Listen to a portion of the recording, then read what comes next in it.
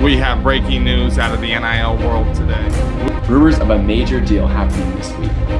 What is this new world we are living in? This is getting out of control. 10,000 over there, 1 million over here.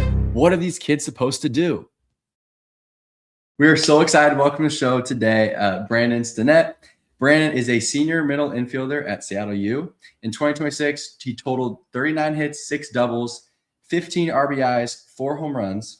Brandon is a former Beacons Baseball Athlete of the Year, first-team All-State infielder, and former CVC Player of the Year. We're so excited on the show today, Brandon. Welcome, Brandon. Thank you for joining us today. I know busy summer, as always, work and baseball and whatever you're doing in your free time. So we thank you coming out, spending a half hour or so, answering some of our questions, helping some of our community kind of dive into this whole new college sports things. Now, you are the first collegiate athlete that we've had on this show, right? You are that top 1 or 2%, right, of people that get to play a game like baseball that we all played and loved as a kid, but you're one of that very few people that get to play that semi-professionally almost, and now even kind of professionally with the way college sports are. But it wasn't always like that for you. For you, it started in Lyons, Oregon, right? Commuting all the way to Sprague High School, going through whatever you did when you were younger. Kind of walk us through what Brandon now thinks about his journey throughout baseball from 11, 12, 10 years old. Sure, yeah. So, I mean, back when I was 10, 11, I was kind of playing club baseball. I would drive up to Vancouver, Washington. I played for the Northwest Futures. So I drive up there about 4 times a week, 2-hour commute. There and back? 2-hour commute there, 2-hour commute back. So I was kind of used to the whole commuting thing. And then got into about 8th grade, I started playing for the Sprague JBO team because I have a sister who's 2 grades above me, and she decided that Sprague was kind of where we were going to go to school. So started playing about 8th grade with the JBO team for Sprague, and then going into high school, came in my freshman year. I was going to be playing varsity baseball, commuting there and back from Lyons every single day, but the season got canceled because of COVID. Oh, dang. So I really started playing high school baseball my sophomore year. So when we had our first full season, it was still kind of partial, but had a pretty good sophomore year. I think I hit in the upper 3s and ended up making first team all conference. And then after that point, I kind of started to take the college route more serious, and I started to kind of make an email, put an email together to send out to a bunch of coaches, and started doing some more events like Baseball Northwest and PBR and all that good stuff. So I sent out all my emails. Quite a few coaches got back to me. It was a lot of junior colleges. I mean, all the D3s, couple D2s, and then there's a couple D1s in there. Which ones were you're eyeing at the time? I was eyeing at the time was UW. So they had me up there my sophomore summer for a visit. That's sweet. Looked around the campus. It was beautiful. Yeah, I mean, that's kind of where I was Amazing wanting to go. campus. Yeah, it's so pretty. But then their coaches ended up getting fired. So that kind of went out the window once they brought in a whole new staff, and I didn't have much connection there anymore. So then Seattle U started talking to me more seriously. And that was more closer to my junior year of baseball.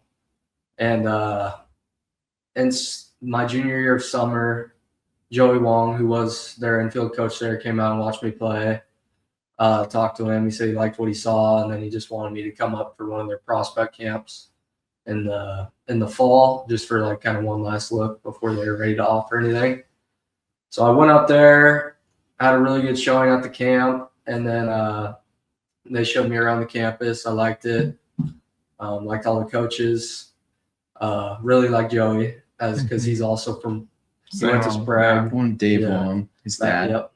So we kind of had a connection there, and then I don't know, maybe a couple weeks later, Joey called me with an offer.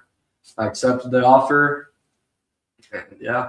And that was Is that sophomore year? Or So junior year is when I committed. It was my junior summer. Gotcha. Still going into your senior year. then. Yeah, senior year I didn't have to worry about the recruiting or anything, which led to some of my success in high school. I think because you're just kind of not worried about going somewhere to play and just playing free. And yeah, I had a pretty good senior year at Sprague.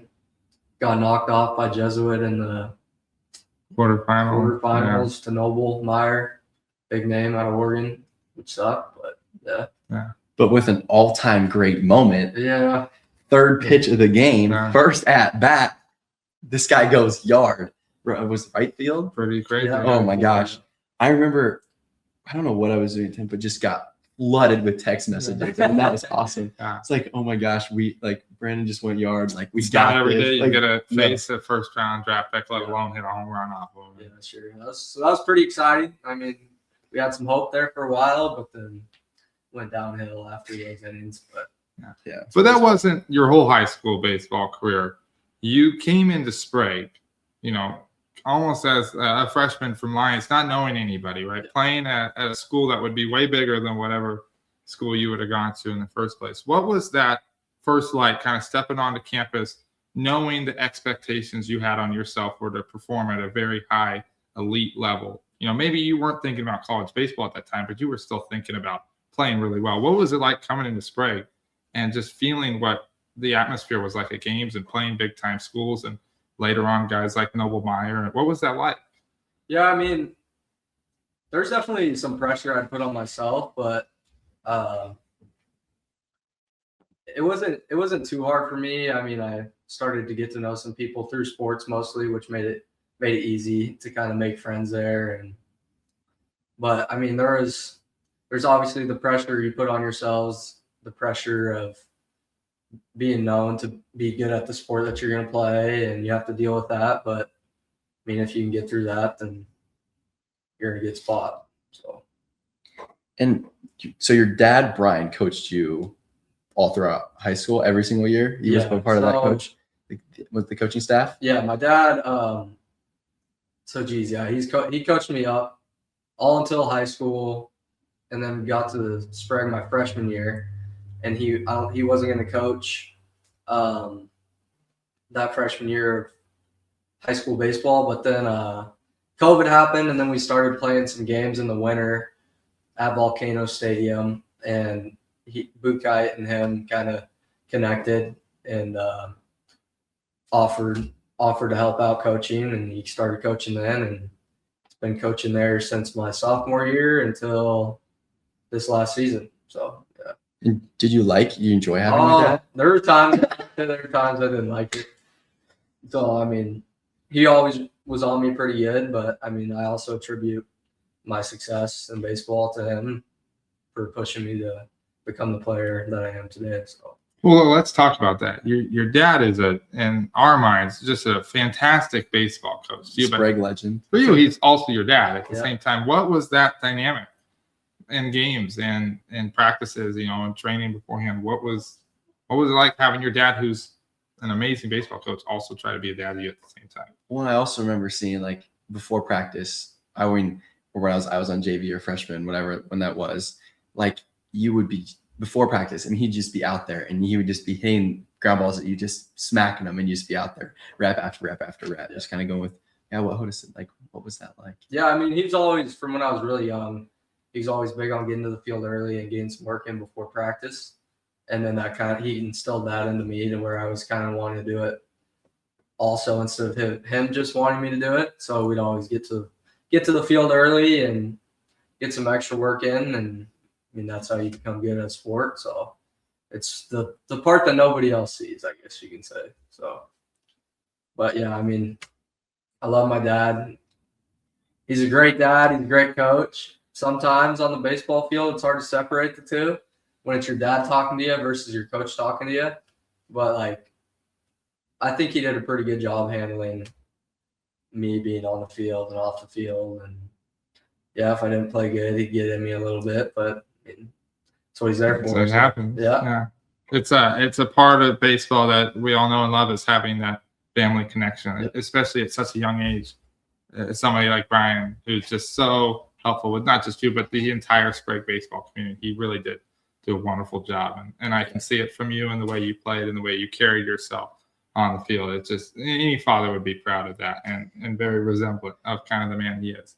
Let's fast forward now to your junior year, your sophomore summer, going into your junior year. You talked a little bit about the recruiting process, right? At first it was UW, Seattle U, a couple other smaller colleges here in Oregon.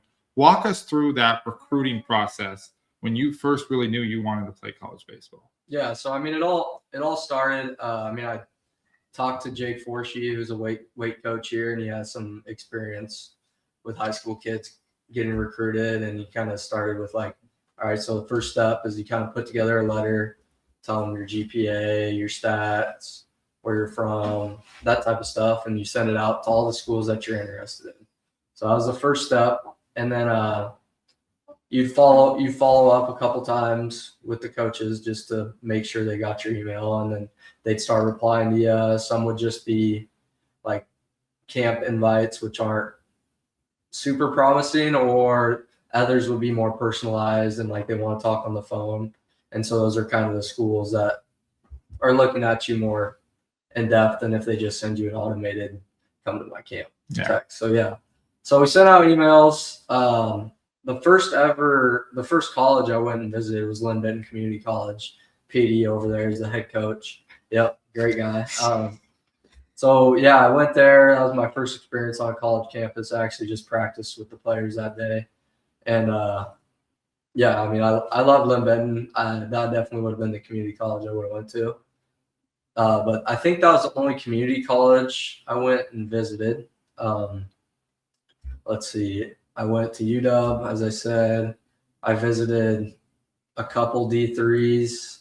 It was George Fox and Linfield and Whitworth were the 3 Division IIIs I went to, which I liked all the facilities, and the coaches were all very nice. It was just kind of the money aspect of Division III baseball because they can't offer no scholarships, athletic scholarships.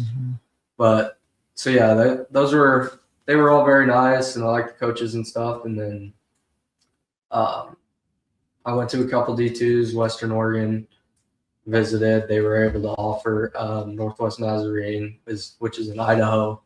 They're a pretty good D2 in the area. They were able to offer.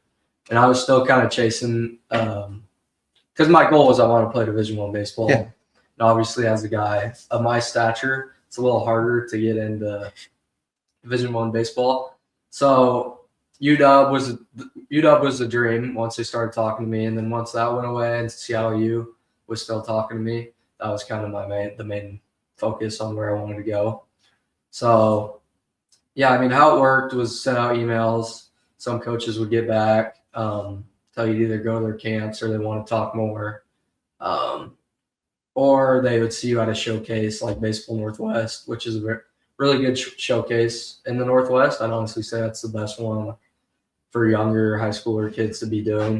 You get a lot of college exposure and play against good competition in the area. So yeah, I mean, going to do that. Let's see what else. And then so I played Legion baseball. Just kind of going to letting coaches know when you're in their area, when you're going out there to play. So if they do have time, they can come watch you play. That was another thing. I was playing Legion, and I was over in Bend. We were playing a team over there, and Joey happened to be the coach of the Bend Elks over there at the time. So I reached out to him, and I'm like, hey, I'm going to be over here this weekend.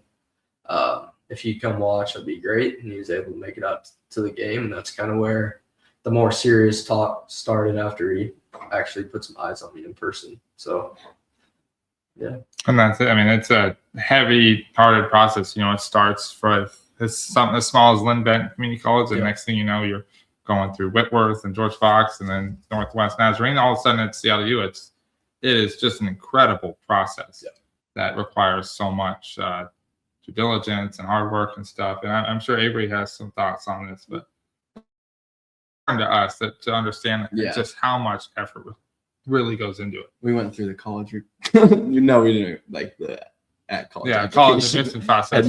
Behind the computer all day and trying to, But like, was there any time where you were just like, I don't know if this is worth it, or like, I'm just going to go to school, or I'm just like, this is so, I mean, I'm doing all these other things. I'm focused, whatever, like whatever it was there ever a time where you're just like, I don't know if I can do this? For me, especially in high school, that's like all I ever really want to do is play baseball at the next level. So to me, all the hassle of this recruiting and showcases and talking to coaches and stuff, it was all just kind of a positive thing for me, because it was cool that I'm getting looked at by college coaches and able to go on these visits and have the chance to even play at this next level. So I kind of was thankful for it all, and it is overwhelming at times, but I mean, if that is your goal, it's all part of it. So it's part of the process. Yeah, it takes a strong man to go through what seems to be just this 2-year-long expedition almost to play college baseball. Yeah. Now you're in college, right? You're about ready to graduate, but let's go back to your freshman year, sophomore year. You almost deal with this second part of the recruiting process via the transfer portal, right? Was there any moments you had while playing, maybe after a season, where you kind of went through a similar process of maybe finding another school, transferring, anything like that? Yeah, I mean, so when I first came into college baseball, it was like the year before the transfer portal like became a thing. So you had everybody who was on the team before I came in my freshman year that didn't graduate pretty much was coming back to CLU. So my freshman year, there wasn't, I think maybe one person hit the transfer portal that last year, but it wasn't as blown up as it has been now with NIL and all that stuff. So going into my freshman year, it was a lot of the core guys that have been at CLU that had continued to go to CLU. And we finished that season, and then that's when the portal started to get a little more popular. There were a couple guys that transferred out. And then really after my sophomore season, going into my junior season, was when the portal was getting really big. And I mean, after that year, I mean, I played started about half the games, and my numbers weren't awesome, so it didn't really cross my mind. But I mean, I had my best friend who was my roommate through my freshman and sophomore year. He had a couple good seasons at CLU, and he went into the portal, and I was kind of with him side by side going through the whole. It's pretty much like a second recruiting process, just with bigger names usually now on than if you're not a really, really good high school baseball player, then going to a smaller division, it's almost a smaller Division I is almost turned into kind of another junior college for these people, and that's what it's kind of seemed like for my time at Seattle University. You have all these kids come in, and yeah, they are playing Division I baseball in the WCC, but they're still trying to get to that next level, that Power Four. So they're coming in, they're hoping they ball out for a year, and then they're going to hit the portal again. And I mean, this year after the season and the last year after the season, I mean, last season we returned like 9 guys out of, I don't even know what the number is, like 30 some guys. 36. And then this year we're returning 7 guys out of 36 I mean, there are some cuts in there, but I would say 80% of them are people that hit the portal. So, but yeah, I also think it's kind of a double-edged sword hitting the portal. The grass isn't always greener on the other side. I mean, a lot of guys that transferred out last year went to these better colleges, and I mean, whether it's a bad fall, bad start to the year, whereas they were playing every day at Seattle University, they may not be playing. They aren't, and that's what it comes down to. I mean, go where you're going to play, go where you're going to get the at bats. I mean, because the only way you make it to the next level is if you actually have numbers and you're playing, and you're not going to make it to the next level on the bench of a Power 4 school at the end of the day. I mean, that seems to be the way you should handle it, but I feel like most of the time that isn't what happens. It's always guys looking to almost use a school like CLU as a trampoline to get to the next thing. Was there ever a moment where you really felt like CLU wasn't the place for you, or has it just been straight CLU this entire time? Have you ever thought, about maybe going somewhere else? Did you ever have an inkling that said maybe this isn't the right place? Yeah, I mean, there's times I've thought about it, but I always look at, like, especially the past teammates who have hit the portal. And yeah, there's been some who have transferred to bigger schools and got NIL money and played at those schools, but just a lot of them haven't had, I guess, the success of the transferring aspect. Maybe they got more money, which is great, but from just a playing perspective, I mean, that's what I want to do. Like, I'll probably not play at the next level, so I just want to play as much as I can. Not really chasing money at this point. I have 1 year left. I like the coaches. I'm very close with our assistant coach, Leo Rivera is his name. He's coached me for, like, he coached me in Springfield my sophomore summer. Then he came to Seattle U as a coach after that, and we have a very good relationship. So for me, it's kind of a no-brainer. Just stick it out and see what comes. Enjoy what's left of your senior season, your baseball career. I love that. Well, and as far as the transfer portal goes, I mean, you guys also do play in the WCC. Yeah. You joined that. Was that coming into your sophomore season? It was this last season was our first year. This last year was your first year in the WCC. I mean, you guys play. Well, Oregon State was in it last year. Oregon State's basketball team was in the WCC, but the baseball team stayed independent. The teams that are in are, like, Gonzaga was in it, San Diego, San Francisco, Portland, LMU. Pacific, LMU. There might be one I'm forgetting. Yeah, still some really good. It's good competition. Yeah, it's great West Coast competition. Yeah. I mean, it's I think it's just this new world that maybe people don't quite know how to understand right now with players transferring, and they may think, like you said, the grass is greener. Maybe it's not in reality. Now, I want to shift gears, right? We talked to Brandon, the baseball player. We want to talk to Brandon, the guy who loves college sports, right? You have firsthand experience with the transfer portal, with NIL, with crazy collegiate stories. What's your take now on this shifting of college sports with now how much impact NIL is having, the transfer portal, conference realignment? Where do you see it kind of going in the next 5 to 10 years? Yeah, I mean, it's almost like, it's pretty much professional sports at this point. I mean, especially at these Power Fours. I mean, you got guys leveraging their NIL money that they're getting paid at these big schools with the draft. So, I mean, you're seeing a lot of people turn down even top 6 rounds of the MLB draft to stay at school because they're getting paid more at their school. So it's really just a whole nother beast. And, like, it's pretty much just it's a lower level of professional sports in this day and age. And I think, and from my opinion, I think it's good.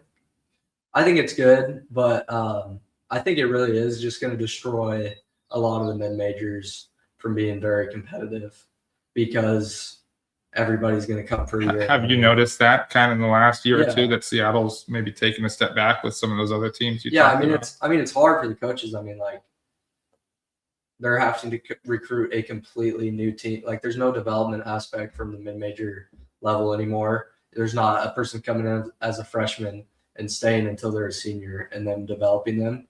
It's almost like you get them in from another school, they stay a year, they transfer out, you get a freshman in, they have a good season, they're going to transfer out. And you're pretty much just completely recycling playing.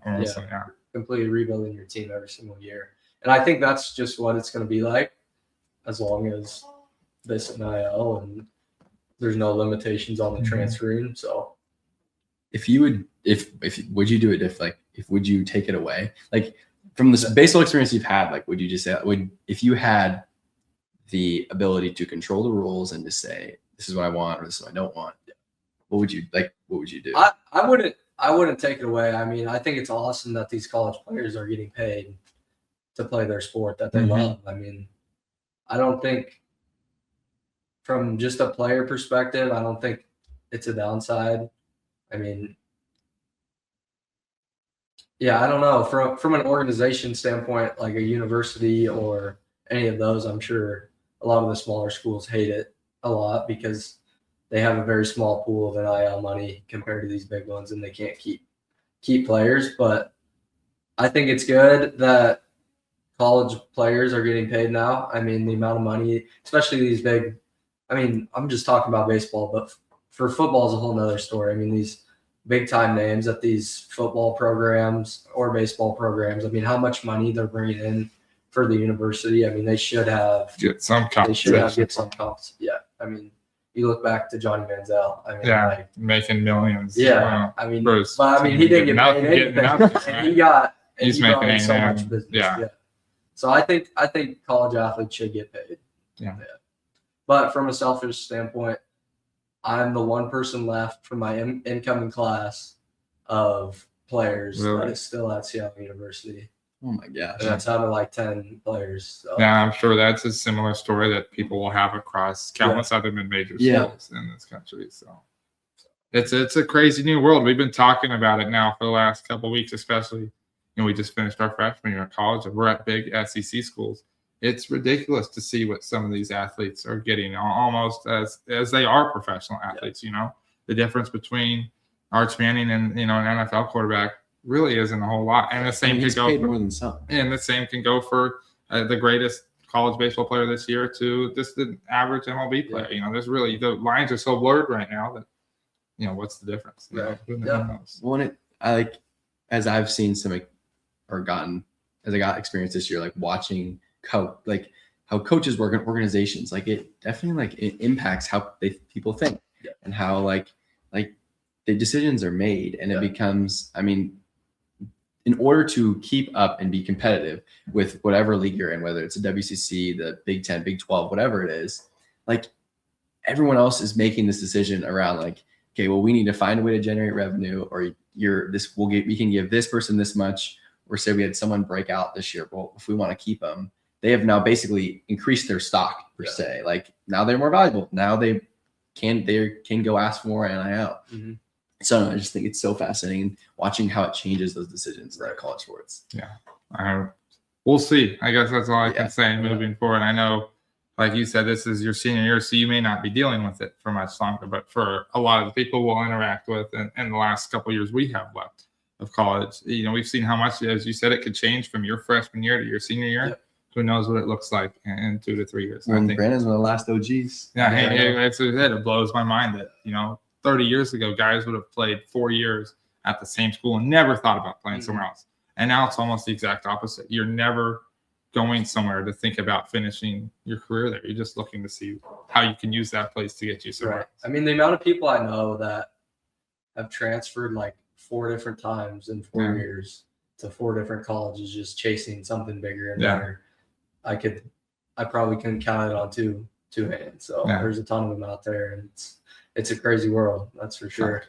One kind of thing about that, do you think being one of the OGs per se, or staying there all 4 years, gives you maybe in the bigger perspective of life, or just like you stuck it out, you earned playing time, you now play, you earned yourself something, where these, like you said, these other guys, they'll transfer 4 times in 4 years and they'll bounce around and don't find any success. Do you think you sticking out is because people talk about that all the time. Well, people should just stick it out, but there's more money involved. Do you think you sticking it out was a positive for you? Yeah. I mean, I think there's kind of 2 sides to it. From a guy like me, who, if they did hit the portal, I'm not going to get all this money, because that's just a completely another conversation. If you're chasing playing time, or if you're chasing money, because $100,000 is a lot of money for a college kid. So if a school offers them that, and then there's a chance that they're not even going to play, I mean, what do you do? Would you rather play or go for $100,000? But for me, if I were to hit the portal, I would get probably just a scholarship at another school, and then I'd have to prove myself again to that new coaching staff that I'm their guy. To where at Seattle, with me sticking it out for 4 years, I feel like I've gained trust from the developed a coaches now. relationship. I've developed, and they trust me to play for them. So I think it's definitely a hard decision. I mean, chasing money, chasing playing time, it's all hard. I mean, you can't say one decision's the right decision. It all depends on the person's scenario. So. Well, it's amazing to hear from your standpoint and your perspective, somebody that did stick it out for 4 years. I don't think we could go tomorrow and go find somebody else that did the same thing. It's So, tough. College baseball is ever so changing along with college sports. Now, you're almost done with college baseball. Does Brandon have any big dreams he wants to do post college baseball? Does he have a bucket list he's chasing? Is there something he's really looking forward to when it's all said and done? What I'm most looking forward to when I'm done with baseball is being able to hunt more. Okay.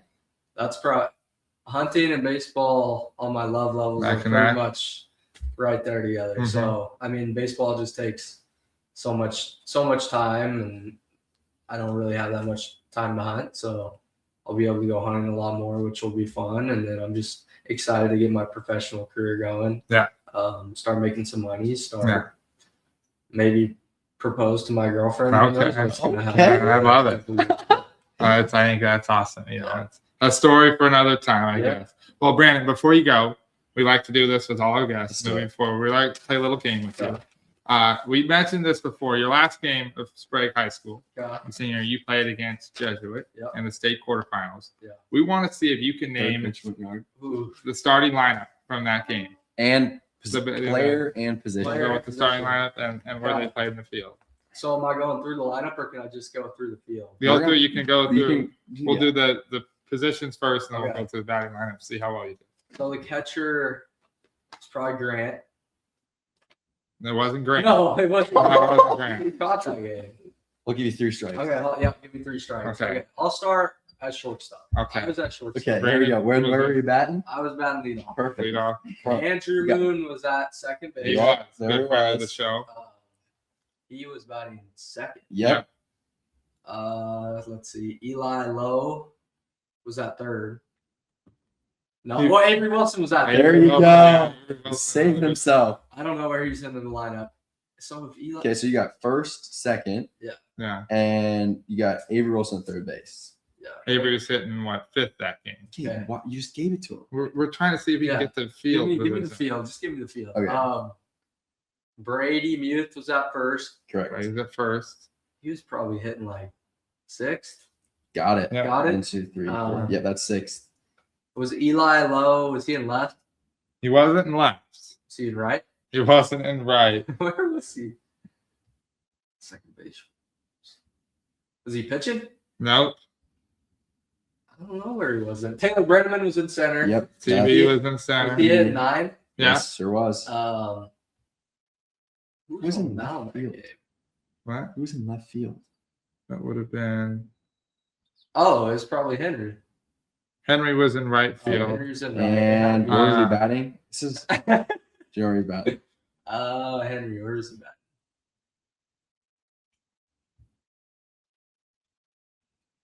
Was he like 7? Third. Henry's in Yeah. I know.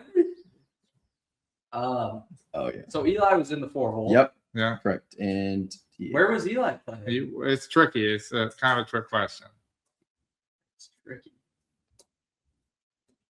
We got shortstop, second base. Was he pitching? We got third base. We got the entire infield. You're missing pitcher, catcher, and left field. Well, because you got Henry in right field. Yeah. So you got pitcher, was he DH? Yep. Eli was DH. Eli was DH. on that game. Yeah. So who was So you got pitcher, catcher. Was Carter Lesh pitching? Nope. Jeez, who was pitching? Carter Lesh did. He did relieve that. He did relieve. But I think he only went your left fielder was DH4. The left fielder did that in the lineup. Do you remember who got Lucas Elkins. Got it. Lucas Elkins from left and field. Who? Now you've seen the battery pitcher and catcher. Well, I think your pitcher only threw 1 or 2 innings. He was on a pitch count. He was on a pitch count. Was it Grant? Yeah, Grant. Because Grant threw like a couple days ago. Yeah, because and was that Sherwood walk-off home run? Yeah, this guy had a crazy week. You know. Oh, he was on a just missing the catcher. Catcher had to be Will. Yep. Yeah. That rounds it out. So we had Brandon led off at shortstop, Andrew at second, Henry in right field, batting third, Eli Lowe, DH, Avery Wilson, third base, Brady Muth, first base, Will Hassoon, catcher, Grant Strother on the mound, and TB rounding out in center field. You remember the score of that game? I don't want to say it. Yeah.